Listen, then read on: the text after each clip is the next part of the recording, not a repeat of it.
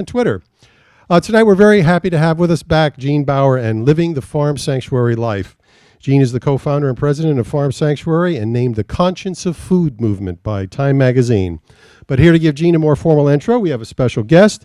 She's the director of Seed and Wine Festival and one of our community partners here at Books and Books. Let's give her a nice big welcome, Allison Burgos. Hi, everybody. How are you? Welcome.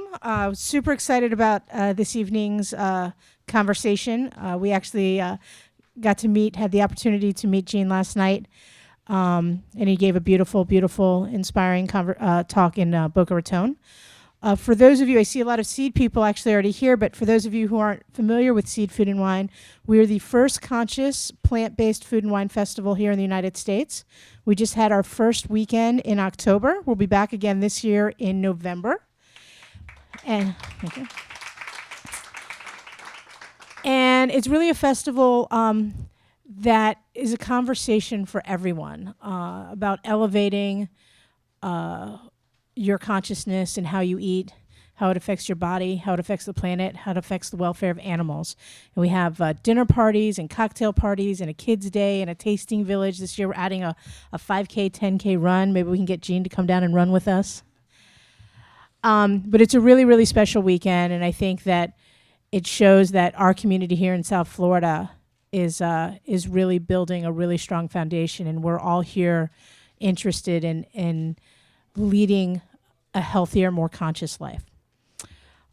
So without further ado, I do want to say, similar to what Steve said, Gene Baur is the president and co-founder of Farm Sanctuary. For 25 years, he has been fighting for the rights of animals, and he is probably one of our most powerful advocates. And it's with great honor that we present Gene Baur.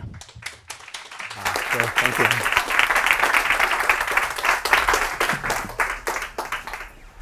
Great. Well, thank you all so much for being here. It's wonderful to be in warm Florida, and I've actually been able to get out to the beach once or twice, so that is really cool. But Florida has a pretty interesting history when it comes to farm animal protection issues. How many of you were here in 2000 to 2002 when Proposition 10, Amendment 10 was on the ballot? So a handful of you remember that. But that was an effort to outlaw the confinement of animals in small cages where they could not even turn around.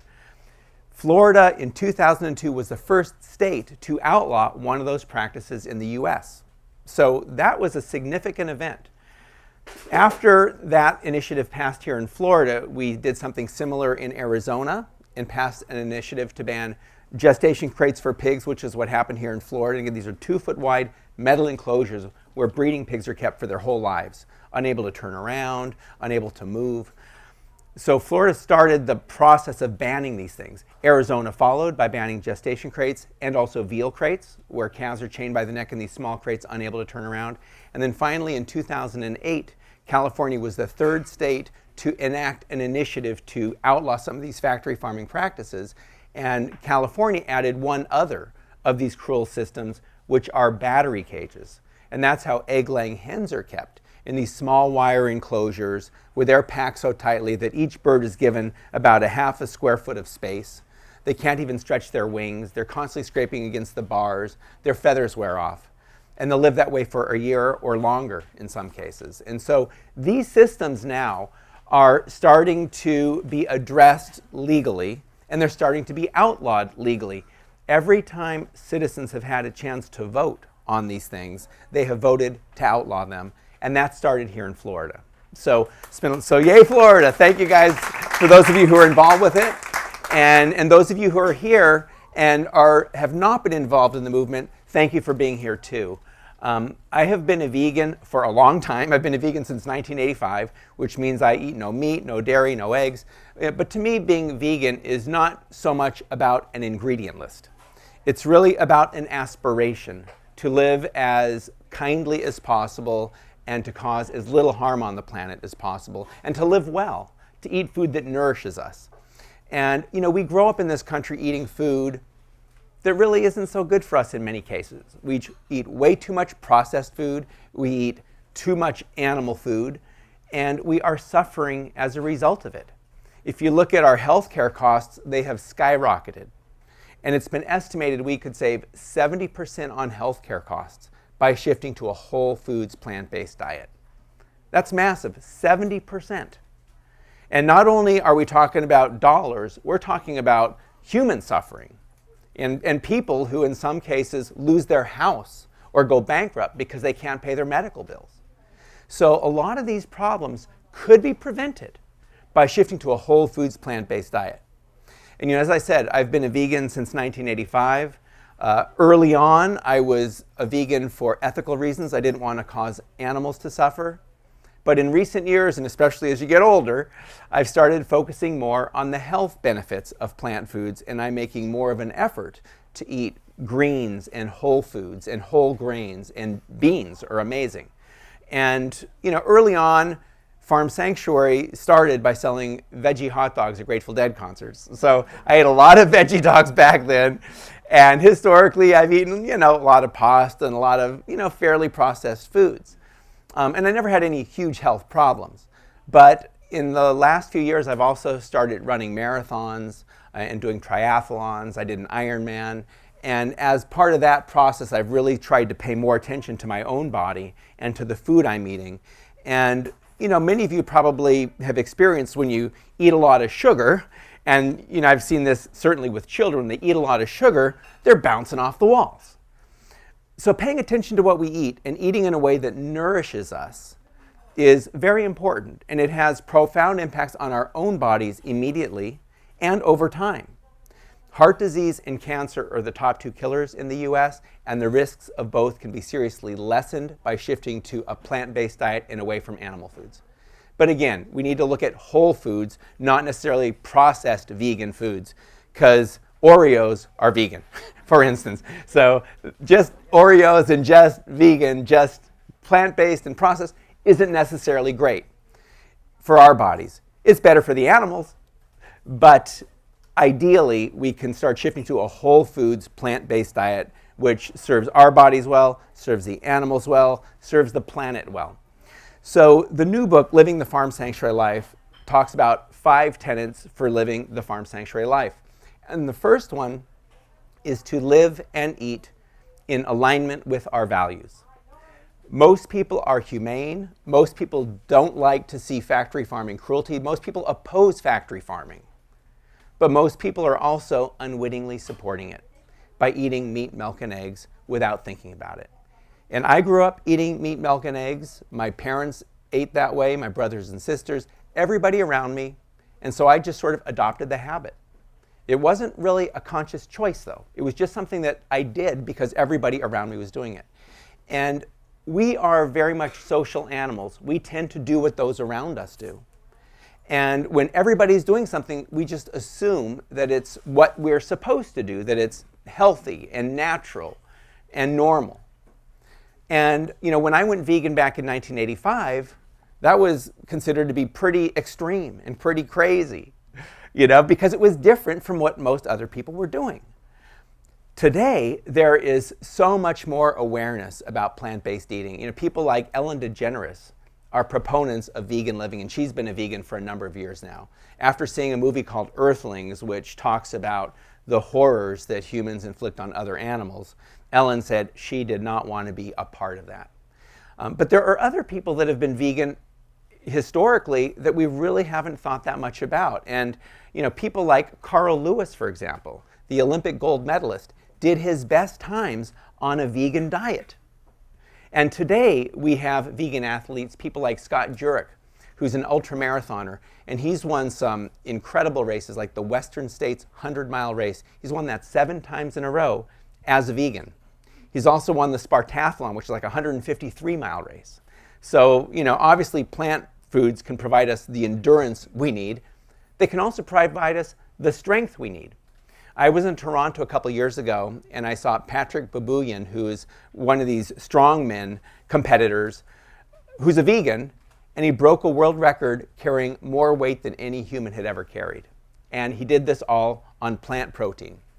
So we have a choice, and we can not only survive, but we can thrive on eating plants instead of animals. And if we can live well without causing unnecessary harm to other animals and without killing, why wouldn't we?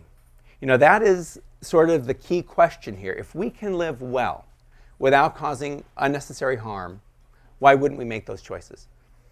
And I think most people would like to make those choices, but we are emotional animals. We have habits. We become accustomed to certain things, and change can be scary. So one of Farm Sanctuary's organizational values is that we encourage people, and we speak to people where they are on their own journeys, and we encourage people to take small steps, to participate in things like Meatless Mondays, where one day a week a person doesn't eat animal foods. And each time a person starts eating more plant foods, they become more familiar with them, more comfortable with them. New habits start developing. The fears of and questions about, well, what can I eat, start dissipating. So often when I've spoken to people about being vegan, they say, oh, I could never do that. I wouldn't know what to eat. And again, this is sort of this fear, which is understandable if people have not been exposed to it. But the message I have here is that it's not that hard, and it's getting easier and easier every day. And not only, again, ideally we would be eating whole foods like beans and whole grains and fruits and vegetables and nuts and things like that. But there are some amazing transition foods in place now where, there's this product called Beyond Meat that has a product a lot like chicken. And it's been tested by the New York Times food critic in a taste test between the Beyond Meat and regular chicken, and he couldn't tell the difference. Same thing happened when Beyond Meat was on the Today Show. The hosts of the Today Show did a taste test, Beyond Meat and chicken. They couldn't tell the difference. So there are these products now for people who want to make transitions, and you can do a stir fry, and instead of having meat, put Beyond Meat in there. Or you could add tofu. Or you could add more veggies or beans. There's so many different ways that you can cook. And so in the book, Living the Farm Sanctuary Life, we have 100 vegan recipes from some of the top chefs in the country, including some from Florida here. And the idea is to show that it's not that hard, and you're not giving up taste, you're not giving up satisfaction in terms of how your tummy feels, but in fact, you're actually embracing new flavors. And by eating mindfully, you enjoy the food more. That's one of the tenets also in the book, is to eat mindfully. And in this country, we grow up eating fast food, and we also eat fast. And when we do that, we're not being very mindful. We're eating food and not recognizing what it's doing to us. And when we eat too fast, we can tend also to overeat, because we're eating and we're not recognizing that we're getting filled up. And if you eat more slowly, your body starts feeling satiated if you're eating whole food and healthy food. And then at a certain point, you stop eating because you're full. But if we eat so fast, we don't recognize that's happening. And after, say, Thanksgiving dinner, a lot of times people think, oh man, I'm stuffed. So eating mindfully has this health benefit. And it also is more pleasurable to eat slowly and to savor our food instead of just gobbling it down. And when we eat more mindfully, we also pay more attention to where the food comes from. And we just think about things and the connections more. And I think one of the huge problems we have in our country today is people are just not connected to our food, to animals, even to our own bodies and to our own health. And as I was saying before, we're eating food that's making us sick, but we don't recognize it, and we continue doing it, and we continue making ourselves sick. We could prevent so many illnesses in this country. Have any of you here seen the movie Forks Over Knives? So a good number of you have.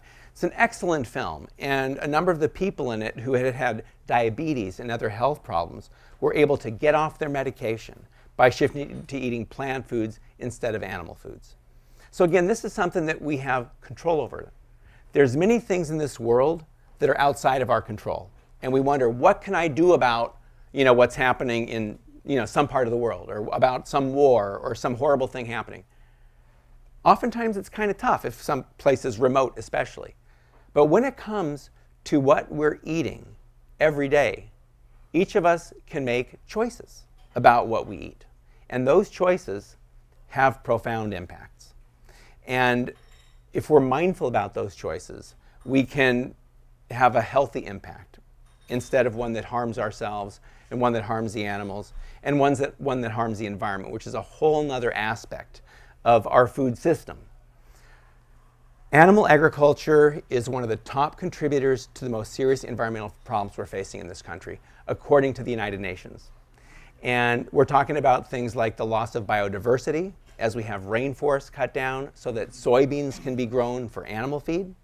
We have the loss of water resources.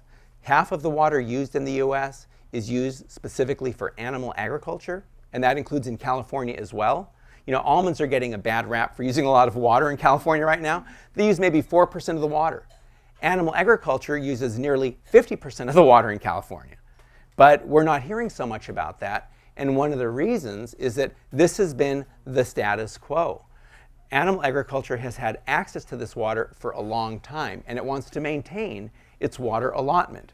I remember there was a slaughterhouse in California where we did an investigation a while back, and they were using fire hoses to herd the calves to the kill floor. And you know, knowing that California is lacking in water resources, it seemed like this was completely unreasonable and irresponsible. But I believe the reason the slaughterhouse was doing this was because by using this water, they were maintaining a certain allotment of water and would have the right to continue using that much water.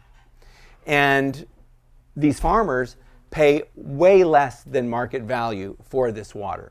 So they don't really have an incentive to save it. And recently, some of these farmers who've been getting this water at below market value are now starting to sell it to cities and marking it up. So this is an example of the kind of subsidy that this industry gets. And this is why animal foods tend to be as inexpensive as they are, because we have this whole infrastructure.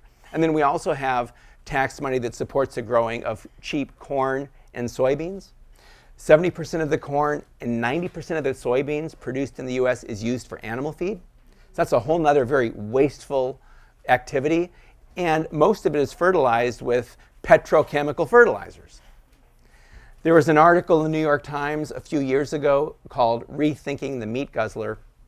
And in it, the author compared the amount of fossil fuels needed for a vegetarian meal versus a meat meal. And he found it took 16 times more fossil fuels for the meat meal. That's a whole nother cost. And in order to gain access to inexpensive fossil fuels, needless to say, we have done some, spent a lot of treasure and spilled a lot of blood. And animal agriculture is part of this, and it's not something we really think about. But this is where, again, being mindful about our food choices and recognizing the consequences of those food choices can make a huge difference, not only for our own health, but the health of the planet. And then, of course, there's the animals. In the US, we have about 9 billion farm animals who are raised and slaughtered every year. 9 billion. That's an enormous number. The number has actually started going down in recent years. And it's because people have learned about this. They don't want to support it. They want to support an industry that they can feel good about. But we still have 9 billion farm animals raised and slaughtered. And they are seen as commodities, not as living, feeling creatures. Farm Sanctuary started back in 1986 investigating these places, going in and documenting conditions, finding animals literally thrown in trash cans or thrown on piles of dead animals, thrown away literally like garbage. So we started rescuing them, and that's how our sanctuaries began. And we actually tried to prosecute these farms for cruelty to animals, and we were told that the laws did not apply. There was actually a case in New Jersey where I found a couple of chickens in a trash can, and we were able to get the case before a court so that it was going to be heard, which is rare. Usually you don't even get a court hearing. But we were in court, and the egg industry lawyer argued that the chickens, from a legal perspective, were just like manure and they could be thrown away. And the judge said, isn't there a difference between live birds and manure? And that egg factory lawyer said, there's no difference. And that egg factory was found not guilty. There was another case in California where there were 30,000 hens. I mentioned the egg-laying hens who live in these small wire cages, unable to move for a year or longer. When they are no longer profitable after a year or two, their production drops off, and the egg industry doesn't want them anymore. They call them spent hens. And in some cases, slaughterhouses will take them, but these are very skinny, beat-up birds. They're bruised. They have abrasions from being in these cages for so long. They don't have a lot of meat on their bones because they've been genetically bred for egg production, not for fast growth. And the meat chicken business has really grown, so you have a lot of these heavier meat birds available for slaughter. So slaughterhouses oftentimes do not want these spent hens from the egg factories. And that was the case in California, where this egg factory had 30,000 spent hens that he had to get rid of. And he couldn't find a slaughterhouse to take them. So what he did was he actually got a wood chipper. And he killed them that way, throwing them in the wood chipper. And a neighbor saw this, contacted us. We tried to do something about it, saying that this was cruel. These are living creatures. They shouldn't be thrown in the wood chipper. And that egg factory was also found not guilty. And one of the experts who came forward and said that this was an acceptable industry practice was a veterinarian on the Animal Welfare Committee of the American Veterinary Medical Association. You would assume, right, that veterinarians care and that the Animal Welfare Committee would have a more humane perspective. No, they were there basically to defend the status quo. And, we have seen this over and over. There are these institutions in place to maintain the status quo. And, I went to Cornell University and I got a degree in agricultural economics, and I spent time, with these ag students in animal science classes. And I remember one animal science class, and it really spoke to how we are influenced by our surroundings. And it was, the teacher brought us into the pig barn to show us routine procedures on baby piglets. And so we go into the barn, and there's a couple of mother pigs, the sows, in these crates. They're called a farrowing crate. So the mother has about 2 feet of space. There's additional 18 inches of space on the side for the piglets, so that when the mother lays down, the piglets can nurse. And they're there for about 3 weeks. So these mothers had just given birth, and this teacher was showing us what they do with the piglets. The routine procedures included things like tail docking and ear notching. Now, tail docking is where they cut off their tails.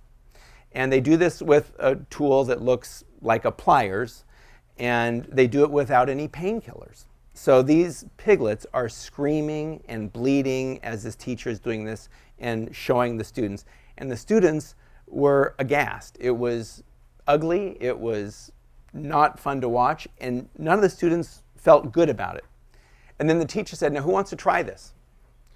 They were looking down, stepping back, trying not to be noticed. But this is a class at Cornell University. These are students who want to be veterinarians or go into the business. And they have an incentive to try to do good. So eventually one of the young men in the class steps forward and tries his hand at these mutilations. Then a second student steps forward. And each time a new student stepped forward, you could see the initial resistance draining away, and bad was becoming normal. And that is just the way it is. And then there started to be rationalizations for why we do this. We do this for their own good, became the reasoning. We cut off their tails because if we don't, they're going to bite each other's tails, and that will hurt each other. And that does occur in overcrowded conditions, but how about just giving them more space to begin with? That's not even thought about. And in animal agriculture, when we have campaigned, for example, against gestation crates, these 2-foot wide metal enclosures for the breeding pigs, and the story I just told about the sows in the farrowing crates, they were first in gestation crates. That's where they are during their gestation period or pregnancy, which is about 4 months. Then right before giving birth, they put them into a farrowing crate, which is also a 2-foot wide enclosure for the mother and a little bit of space on the side for the piglets. They're there for about 3 weeks. The babies are taken away. The mother goes right back into the gestation crate. So when we were campaigning to ban these gestation crates for the pigs, the industry talked about how there are no good alternatives. And they talked about there's a gestation crate farm, or there's a group housing situation where they don't give the animals very much space. And they concluded that there are problems with both, therefore we should not make any changes.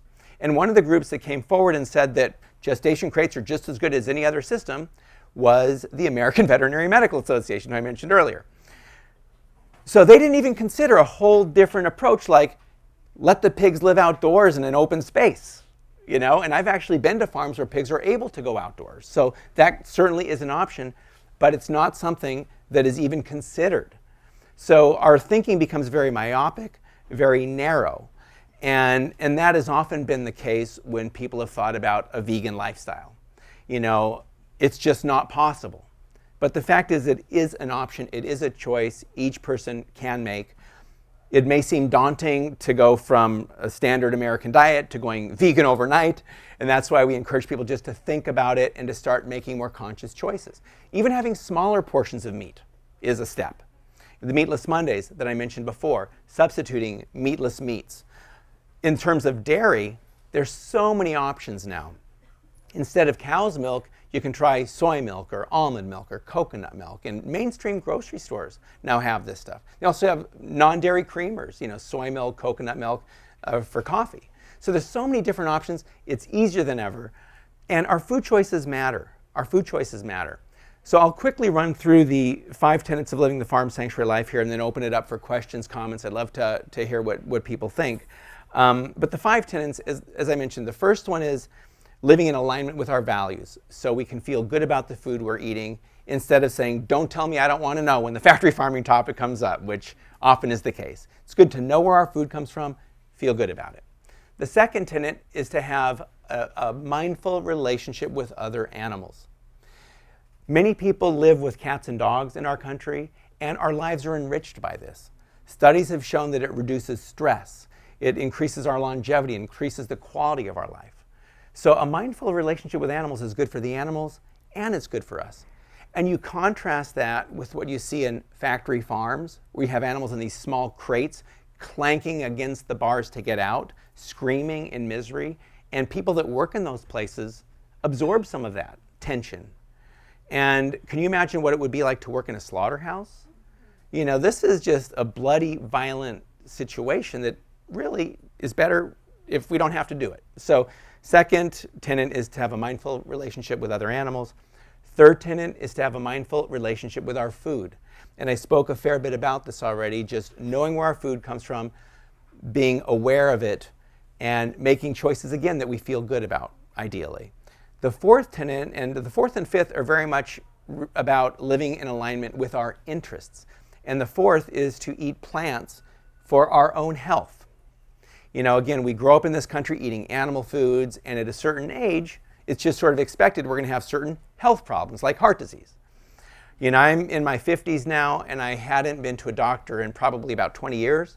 So about 5 years ago, I went to a doctor just to make sure everything's fine, and he just asked me a lot of questions, didn't really take any tests. And he asked if there was any heart disease in the family, and I said that my grandfather had died of a heart attack, my father had had a heart attack. And then he said, without taking any tests, well, I might want to put you on medication. It was astounding. So again, bad becomes normal. At a certain age, well, most people go on this medication. And it's because, we're eating in a way that kind of leads us in that direction. And on that pharmaceutical topic, heart medication, I will also say that the vast majority of antibiotics produced in the US are fed to farm animals, like 70%. So this is another part of the whole infrastructure we're up against, trying to change our food system. And we had a bill in New Jersey, which is a big pharmaceutical state, and it was intending to ban the use of veal crates, these 2-foot wide metal enclosures for veal calves. And we got it almost through the legislative process, but it didn't go further, and we were told it was because the pharmaceutical people weren't happy about it. And then more recently, I don't know if anybody's seen the press about Chris Christie, the governor of New Jersey. There's been legislation that has moved forward to ban gestation crates. And it's been on Governor Christie's desk a couple of times, and he's vetoed it both times. And at the same time, he's talking to his pals in Iowa because he's looking for a presidential run, right? So you have this whole other political mess going on where you have Iowa and the agribusiness people there who are very influential. And, that's where the caucuses are. Iowa has influence. It's the whole corn industry. So anyway, fourth tenet is to eat plants for our own health. And if you look at our bodies, we are much more well suited biologically to eat plant foods and not animal foods. A natural carnivore has claws for tearing into flesh and teeth for ripping flesh, and has a very short intestinal tract because meat is a putrefying flesh and it has to get through our bodies quickly. But we, human beings, have a very long intestinal tract, so it can take days for meat to get through us.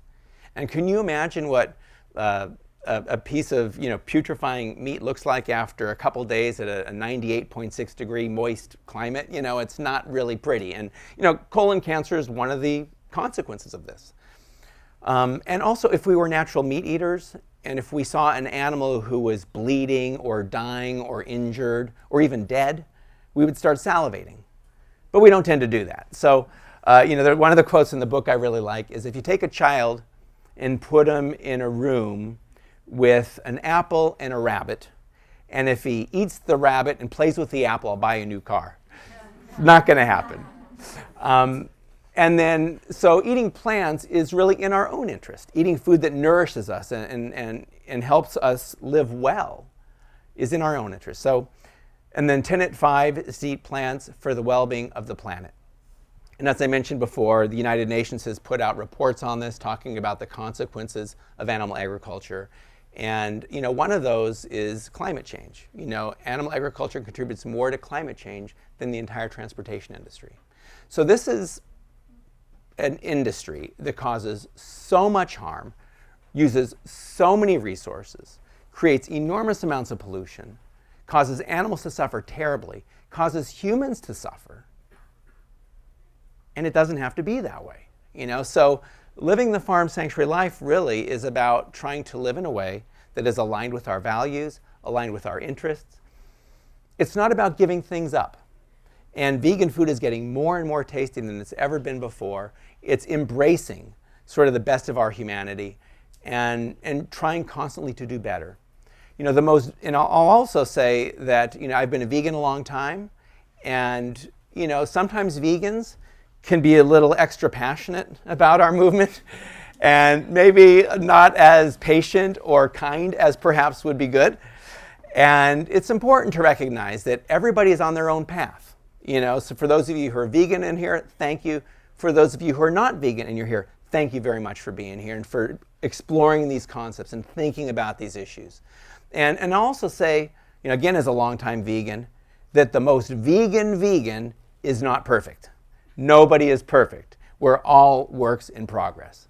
I try to buy organic produce, for example, but it might be grown with slaughterhouse byproducts, meat and bone meal or blood meal.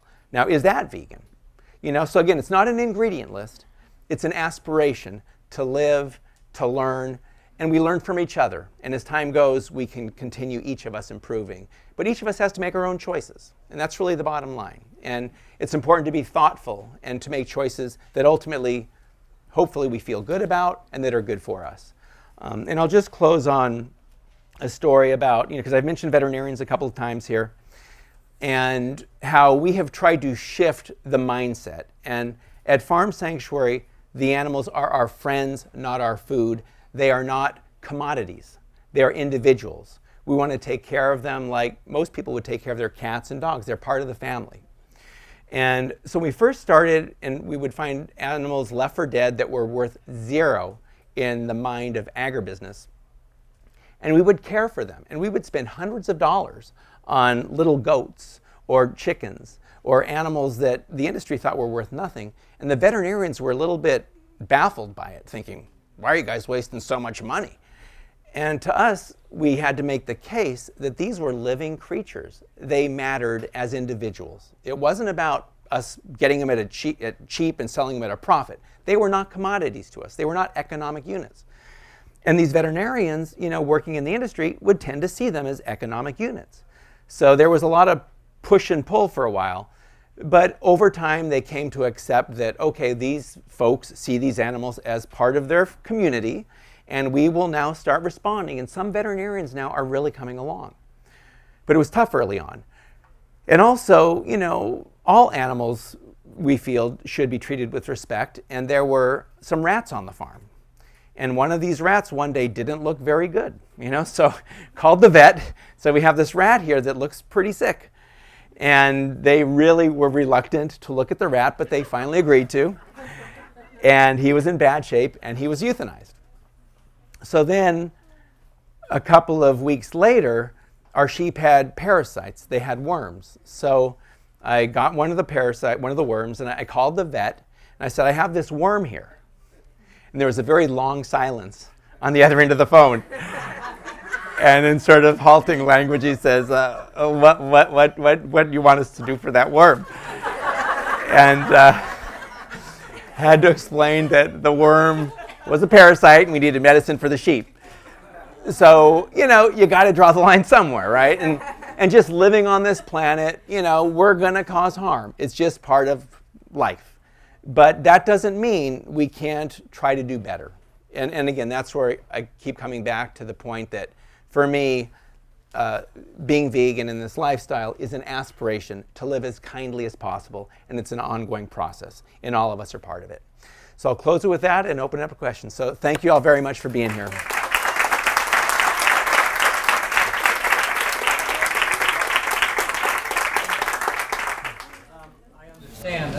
Once we went to a vet, we had adopted a dog who was quote unquote damaged. He had been abused and all kinds of stuff, and we took him to a vet and with x-rays. And he says, why do you want to adopt a damaged dog? And we looked at this guy, we left. With all the research nowadays showing animals have emotions, animals have feelings, animals have thought, all these things going on, how does the veterinary industry view this research? Well, the veterinary industry is evolving. Historically, it has been very much human-centric, and the animals have been tools for human goals, and especially when it comes to farm animals. But there are many young veterinary students now who are much more forward-looking, and there's some real progress happening. And the more we look at the cognitive and emotional abilities of other animals, the more we study these, the more we see how capable they are of having deep emotions. And they're really smart. Pigs are as smart as like a 4-year-old, for example. And most people don't think about that. And that's starting to happen now. People are starting to think about it. But veterinarians, like others, are capable of deluding themselves and thinking, well, they don't really feel. But in my view, that's really a prejudice, and it's sort of a small-minded approach to things. And the more different an animal is from us, the more likely we are to not pay attention and not understand. But that doesn't mean that they don't have deep feelings. So with mammals, and especially the ones who live with us, like cats and dogs, we know they have emotions because we've experienced it.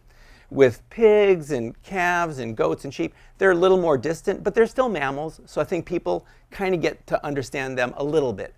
Chickens and turkeys, they're birds, they're a little more different. So for people, they become a little bit harder to connect with. And fish, they're even more different. But in every case, when we've done the research, we see that these animals have memories, they have relationships, they have emotional and cognitive lives. And we have animals at Farm Sanctuary, like sheep, for example, who love to be petted by us. So after you pet them for a while and you're ready to walk away, they start pawing at you like a dog would, saying, come on, stay here, keep pawing. We have turkeys that will follow you around like puppy dogs. We have pigs who love belly rubs. And, so when you walk up to like one of these 700-pound pigs, you touch their belly, they'll flop over. And then you're rubbing their belly, they'll be grunting, saying, keep going, So they communicate as well. And when you give these animals these opportunities, you see it. But historically, in the veterinary profession, and still to a large degree, there has not been an interest, actually, in looking at this stuff. Because if you're treating these animals so badly, and you do the research and see they have all of these, they're experiencing such horror, physically as well as mentally, then you have to evaluate your behavior. And the meat industry is a very powerful industry. It's very entrenched. Again, it's tied to the pharmaceuticals, as I mentioned. It's tied to the petrochemical industries. And so there's, I think Upton Sinclair said something about, it's hard to see the truth when your job depends on you not seeing it. Something to that effect, I'm paraphrasing, but there's a real interest in not seeing this stuff. We had a big campaign against the use of downed animals, animals too sick to walk, who are literally being dragged onto trucks, taken to slaughter to be used for human food. And we made the argument that downed animals are diseased, and diseased animals should not be used for human food. The USDA wrote us back and said that we were incorrect legally and that it was common and appropriate and legal for diseased animals to be used for human food. And that's still their position. But we sued them, and we said one of the concerns is that some of these downed animals might have mad cow disease. And the USDA said there's no evidence of that. And we kept bringing our case back, and they kept getting dismissed, and we kept going back and forth. Finally, we won an appellate decision that would allow our case to go forward. And 2 weeks after that, the USDA admitted they found mad cow disease in a down cow. And then they agreed to settle and not let down cows into the food supply anymore. But they didn't really want to do the research. You know, if you find mad cow disease, it means export markets dry up. You know, because at that time the U.S. beef industry was saying we don't want to import any beef from countries with mad cow disease because it's terrible. As soon as we found it in our country, it wasn't such a big problem anymore. So, you know, there's all these kinds of economic aspects as well. But so the veterinarians, so there's very strong economic interests in seeing things a certain way, but there's a shift, and I am optimistic about the direction things are going. Other thoughts, comments? Yeah.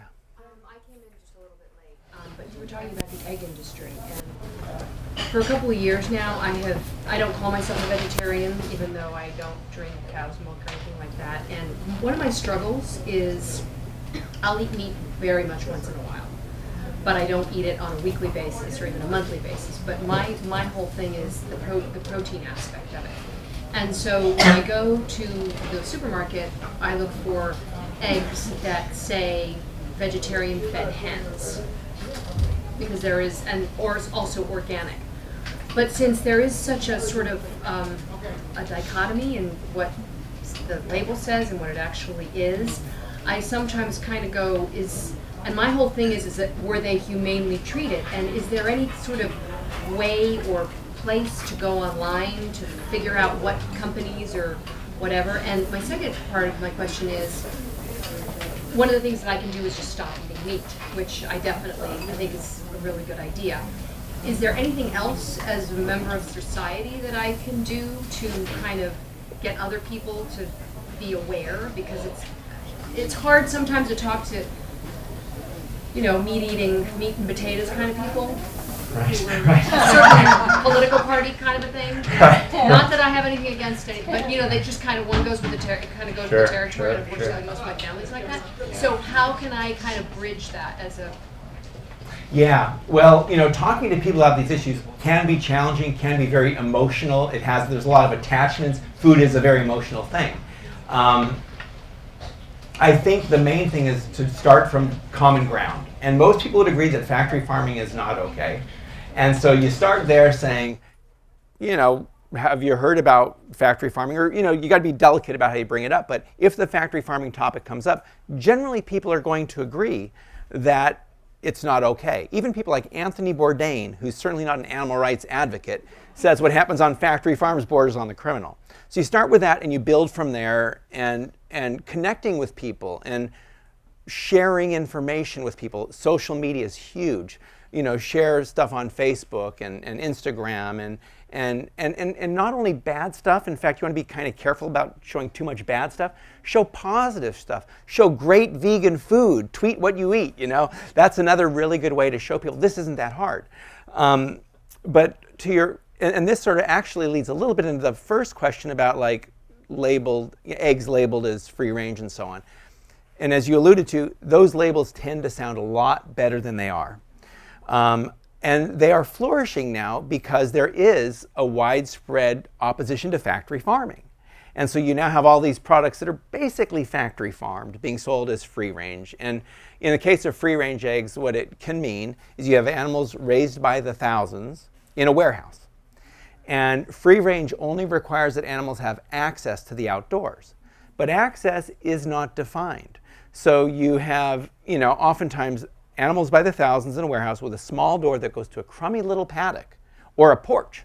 And that's technically access to the outdoors, and that can be sold as free range. So the only way to really know is to actually visit the farms and ideally cut it all out, but even eating less is positive progress. And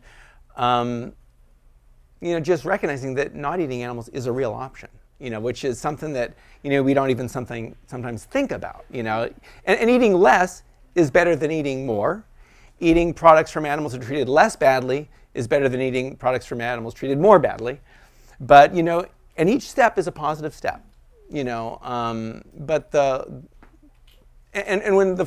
when the humane thing comes up, because oftentimes in these discussions, people say, oh, factory farming is terrible, I only eat humane. And rather than saying, well, humane is, there's no such thing, and don't jump in like that, because then you create this division, I think asking the question is, well, what do you mean by humane? And this requires people to start thinking. And it says free range, but what does that really mean? Or vegetarian fed, what does that really mean? And just create a discussion. And when there's a discussion and when people are thinking, and assuming most people are humane, I think people are going to start taking steps. So I think, again, that gets to the common ground thing again. So those are just some, and in terms of getting involved, Farm Sanctuary's website, farmsanctuary.org, a lot of information there. Get a copy of my book, share it with people. There's great recipes in there. The book talks about the issues, but it also talks about the solutions and gives practical advice for setting up a vegan kitchen.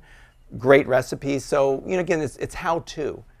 Because I think a lot of people now have a sense that it makes sense to go in this vegan direction, or even taking steps. Even anybody see the Daily Show a couple weeks ago or about a month ago with Jon Stewart? Yes. That was so cool. So I was on in early April, and Jon Stewart said this vegan thing. And so he's kind of giving it credibility. This vegan thing, it's good for your health and nutrition. It's good for the environment. It's good for the animals. But then you have corned beef, right? So he's kind of making this case that, what's important to you, right? So when you really get down to it and you really think about it, it makes sense. And our food choices have profound impacts. And each of us has a lot of control over that every day. So, for me and for many people who've adopted a plant-based diet, it's really empowering. And you feel good about it. Feel good emotionally because you're now living in a way that is aligned with what you feel is okay. And you feel good physically because the food you're eating, again, as long as you're staying away from the Oreos and that kind of stuff, is nourishing your body. It just makes so much sense. And I mentioned Ellen DeGeneres and Carl Lewis and people like that, but also Bill Clinton was having health issues and went vegan. And his health has improved. Now, I think he's a cheating vegan, so he's not completely there, but he's, largely there, and his health has improved. Al Gore also, upon recognizing the impacts on the environment, recently went vegan. So, and you have John Mackey, the CEO of Whole Foods and founder of Whole Foods, who's a vegan. You have, a lot of people really looking at this now and recognizing that it makes sense. So, yeah. Bill Clinton, and a lot of times you can see the evidence for health-wise. And one of the things that we see is sugar being so toxic. Do you ever go into that area, that sugar? Well, I agree that sugar is not good for us, and we eat way too much processed sugar. Even juice, like apple juice, isn't necessarily that great. So this is where the best advice I've heard is eat whole plant foods, like the whole apple, that you get all the nutrients that work in concert, and you get the bulk, and you get the fiber, and you get the juice. And apples also, I think, have something called pectin, which actually fills you up. So now you eat food and you feel satiated instead of eating sugar, and it goes in quick, and then you kind of bounce off a wall, and then you're hungry again. So again, whole foods and a lot of fiber. I mean, that's the other thing. Whole foods have fiber, and fiber is one of those sort of magical, dietary elements that we need, and that is very good for us in a lot of ways. So whole foods and staying away from the sugar, especially the processed stuff. Yeah. How difficult is it to start your own sanctuary or a little farm to start helping these animals to live up? Well, yeah, how difficult is it to start your own? Well, I would say start slow, start small. When Farm Sanctuary started, we were in a little row house in Wilmington, Delaware. And then a farmer let us use some space on his farm in Pennsylvania. We lived in a school bus. And we funded the organization in the early days by selling veggie hot dogs at Grateful Dead shows. So we started small. And I think the best advice is to start small. And how hard is it? It depends on what sort of resources you have, and that includes land, it includes, help, people that can help, and expertise, and time. But the main thing is just not to get in over your head, and start with a couple of animals, and just take it slowly. Yeah. When you say we, who is we, and how did you get into it? When I say we, it was me and my ex-wife at the time. We co-founded the organization together, and a number of volunteers who helped us out. And how did we get into it? We just wanted to make a difference in this area. Factory farming is one of the biggest, ugliest things facing our planet in terms of animals, our health, and the environment. And in the 80s, there was not a lot of attention being paid to it. So we felt it was important to actually see firsthand what was happening. And as we did this, we saw horrible thing after horrible thing after horrible thing. And honestly, being able to rescue an animal was sort of a way to help heal ourselves, as well as to help heal the animals. So one thing led to another. So we go to the stockyard in Pennsylvania, see this pile of dead animals, dead sheep, dead cows, dead pigs. And off this pile, one of the sheep lifts her head alive. We take her off the dead pile thinking she'd have to be euthanized, take her to the veterinarian who starts poking around, and she stands up. And she lives with us for more than 10 years. So that's how we started, and then we would find more animals, and then people would come and visit and look at over the fence in the row house and say, what kind of animals do you have now? So it was clear these animals became ambassadors, and when we told their stories, people learned.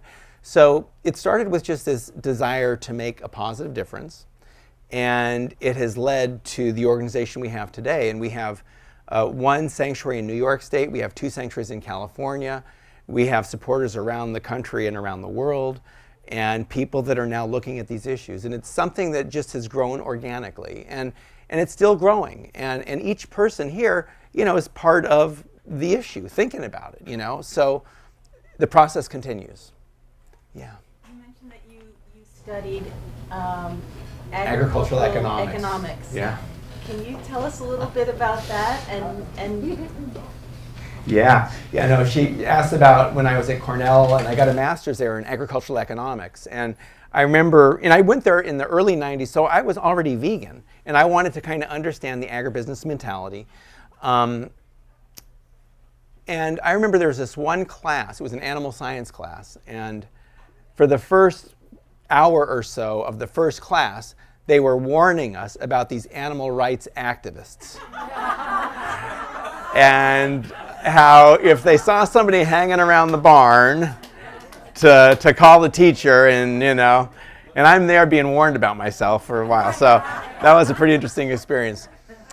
But it was, going in, they're not bad people, but there are bad systems, and people become accustomed to these. And, my undergraduate degree was in sociology. So, just seeing how these systems are at play and how certain norms become the way they are was, to me, one of the most valuable parts of that.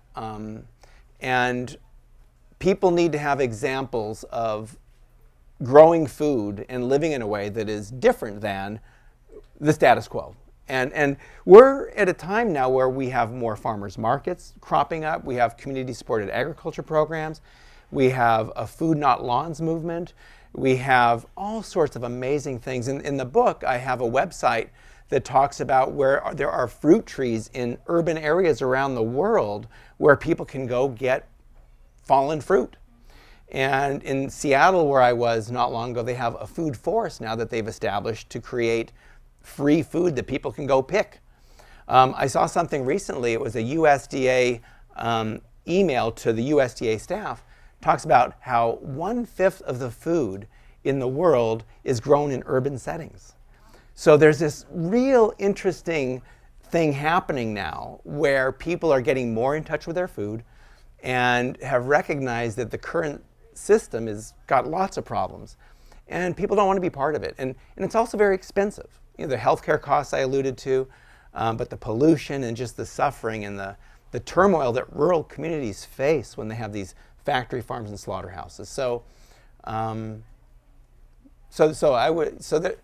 it was interesting to be at Cornell and to, again, watch how this process occurs and how people become desensitized and start accepting things that their own conscience would not think is okay when they first are exposed to it, but then they're somewhat acculturated. And, you know, children have a natural connection with animals, and then we start growing up and becoming adulterated. And we start kind of becoming less connected in some ways and hardened to accept certain bad things. Well, can I just make one comment to the person who wanted to start a sanctuary? There's someone on Facebook who had, I don't know how I found it, but it's called Becky Broiler. And this person, I think they're in Australia, I don't even know, posts stories and videos of these chickens that she has saved. And even to a vegan, it's absolutely unbelievable to hear about the personalities and the little jealousies. And so if you could do something like that, if you did rescue an animal, I mean, it's just unbelievable what social media can do to be able to see, especially like videos and hear stories. Because when I was very young, I was exposed that, you know, my mother was from Ireland and we'd go to my grandfather's farm there in the summertime. But you know, that's so rare, I think, for anyone to have even seen a chicken when they're young. And no, it's very true. No, seeing those images and seeing these animals as who they are and the relationships they have, you know, tells us that they have emotional lives, you know, and I think sharing videos, and that's where, you know, for sanctuaries, rescuing animals is part of it. Telling the stories is also a really big part of it. You know, there are 9 billion farm animals raised every year. Sanctuaries can maybe rescue, you know, we have about 1,000 animals, which is really a small number. And so we ultimately need to reach people. Animal abuse is a people problem. And those kinds of videos, those kinds of stories are really important. And social media is also another really great way to reach people. So, yeah. I'm concerned about countries that are mimicking our lifestyle. I'm not going to name any countries, but it seems like maybe England's sort of ahead of us as far as the Whole Foods movement and the vegan and the animal rights. And I agree that the social media can really make a difference, especially with video, because you don't even really need language. So you know, you don't even have to translate the verbiage because you can watch the video. See, but I'm so concerned that we're just like, we got to get on this now before the whole planet acts like us with, you know. I think it's a very legitimate concern that, you know, countries that are developing financially are starting to go more into animal production and animal consumption, you know, China and India, for example. And, you know, the US still has the largest per capita meat consumption. So we still have a lot of work to do here. And I think it's important for us to clean up our own house. You know, if we go over and tell folks in China that you guys shouldn't eat meat and we're still eating more per capita, it doesn't really ring so true.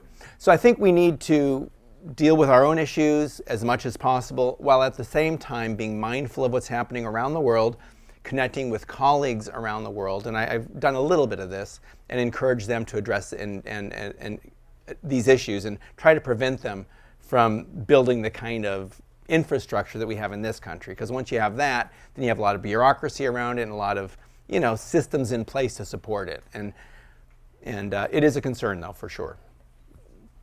Any others? Yeah. And in terms of the topic of protein consumption, in California, like there's a large paleo movement, which is, it's no grains, no dairy, but it is meat and vegetables. I look at, humans, we need a lot of protein in order to grow, and the paleo diet, they say basically the fossil record shows that when humans started eating more meat, that their bodies grew, their brains grew. When meat was introduced to the diet, the fossil record showed that people's bodies shrank, their brains shrank. And so now in modern day, I think we all agree that industrialized farming doesn't work, but I look at the need to consume more protein. I don't find that vegans, and I was vegetarian until I was 25, I don't find that vegans can get enough protein from plant-based alone. And so I look at, I look at where can you increase that protein? Yeah. And then the second part is because I look at the second part of the problem is that we have a high carbohydrate, high sugar consumption. Oftentimes when you're vegan, you're craving more protein, and as a result you turn to more sugar, processed foods, or more fruits. And what I see that the problem is that creates more inflammatory disease. More carbohydrates leads to more obesity and inflammatory diseases. So, well, no, I actually completely disagree with that. There's a website called nutritionfacts.org you can look at, and it talks about this. Michael Greger is a medical doctor who's on top of the most recent research, and I've been a vegan since '85, get all the protein I need, and there are some doctors who think that we get way too much protein. And so I think the paleo is positive in that it talks about looking historically at what we eat and what we're best suited to eat. But also, human beings are imperfect in how we perceive things, and we also tend to have prejudices. And if we do things a certain way or want to do things a certain way, we can come up with reasons why we have to do things a certain way. And this idea that we need to eat meat for protein is one of those things that is often said, but there are athletes showing and thriving on a plant-based diet and getting all the protein they need. When I was training for the Ironman, and that is where you swim 2.4 miles, you bike 112 miles, and then you run a marathon. And I did all this on a plant-based diet, and I trained for it on a plant-based diet. What I found was you just need to eat a lot more, and that includes protein. It includes a balanced diet. But different doctors will also have different perspectives, and so nutritional science is one of those things that is also evolving, but it starts from a place of the status quo and assumptions and beliefs, and I think the paleo one ties into that. In fact, the guy, I think his name is Jenkins, he's a professor up in Canada who came up with the glycemic index that the Atkins diet and the paleo diet was based on. He is now advocating a vegan diet. So, it's an evolving situation, and it's based on the information we have, which is limited. And, when you look at the fossil record, that's a long time ago, and we do the best we can to piece it together. And I've also heard that, this idea of eating meat is when our brains started getting bigger, but also that's when we started cooking, and that's another theory around that whole thing. So these are theories, and, what is proven is something that is sometimes, what we believe is proven is sometimes affected by what we believe already, and I think, it's an open discussion and it needs to continue, and, but we learn as we go. Yeah. How can rescue farms sustain themselves financially? What are the economics of this? How can rescue farms sustain themselves financially? Well, thankfully we have tens of thousands of supporters who help us do this work. We're a nonprofit charitable organization, and we survive on donations. We're looking at potentially doing a permaculture thing and maybe trying to grow food, which I think would really be great. We're not there yet, but I think it's possible for that to be an additional aspect financially. There's also a growing ecotourism movement, where sanctuaries could tie into that. We have bed and breakfast at our farm, That's another way. Tours, events. So these are some ways to engage people and also to potentially help support an operation, financially. Folks, I think we have time for one more question. Okay, one more question. Yeah, over here, yes. Have you heard of Will Allen? Yes, I've heard of Will Allen in Wisconsin. I think everything is all tied together. I think it starts off with us human beings separating ourselves from the earth, not being close to animals, not being close to clean food. I think we can argue if fish were clean, if animals were clean, and we have a balanced diet with them, obviously not abusing them, maybe having, once a month, maybe twice a month. We probably live more healthier lives. At the same time, animals wouldn't be slaughtered, like you said. So I think the main problem is the separation between human beings and the earth.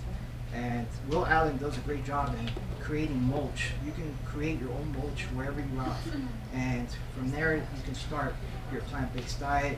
You can stop, buying, and introducing this money into the economy where it doesn't belong, in the dirty foods and all that. So I just wanted to see if you, encourage starting off small, like she said, and just create your own mulch and start your own ecosystem. You can even, you can build into a sanctuary.